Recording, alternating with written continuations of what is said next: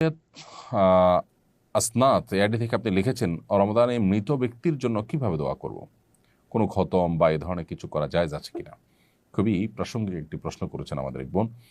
রমজানে মৃত ব্যক্তির জন্য আমরা দোয়া করতে চাই, বিশেষ করে রমজান উপলক্ষে আমাদের মৃত মা বাবা তাদের পক্ষ থেকে, আমাদের প্রিয়জনদের পক্ষ থেকে কিছু করার তাগাদা আমরা অনুভব করি। এক্ষেত্রে দোয়ার ক্ষেত্রে যেটি হবে যে আমরা নিজেরা আল্লাহর কাছে তাদের হয়ে তাদের জন্য মাগফিরাত কামনা করব, দুহাত তুলে দোয়া করব, চোখের পানি ফেলবো, অন্যদেরকে দিয়ে দোয়া করাবো বা অন্যদের কাছে দোয়া চাইবো তাদের জন্য, এটি হতে পারে।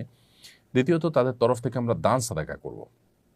মৃত ব্যক্তির জন্য যে সমস্ত বিষয়গুলো করা যায়, তাদের পক্ষ থেকে উমরা করা যায়, হজ করা যায়, দান সাদাকা করা যায়, কোনো ব্যক্তিকে আপনার খাদ্য দেওয়া যায়, আল্লাহর কাছে দোয়া করা যায়। অনেকগুলো আমাদের মতে আপনি কোরআন কারীমের তেলাওয়াত পড়ে যদি বলেন যে আল্লাহ এর সবটা আমি তাকে দিতে চাই, সেটা অনেকের মতে দেওয়া যায়।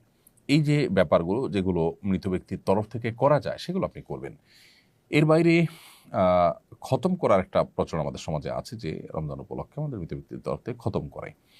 আসলে লোকজন ভাড়া এনে টাকা পয়সা দিয়ে খতম করালে সওয়াব তো হবেই না, বরং গুনাহ হবে।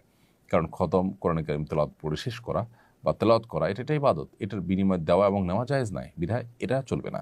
হ্যাঁ, আপনারা পরিবারের সদস্যরা কেউ কোনো অংশ তেলাওয়াত করলেন, করে এটার সওয়াব যেন আল্লাহ তাকে দেন সেই হিসাবে আপনি নিয়ত করলেন, বাস এটা হতে পারে। এবং আপনারা নিজেরা ভাগযোগ করে নিলেন, পুরো 30 পারা কোরআন নিজেরা ভাই বোন বা আত্মীয় স্বজনরা ভাগ করে নিলেন এবং সবাই যে যেটুকু পড়লেন এটার সব যেন আল্লাহ তাআলা তাকে পৌঁছে দেন, সেজন্য দোয়া করি। এটা হতে পারে অনেক ইমামদের মতে, সেটির সুযোগ রয়েছে।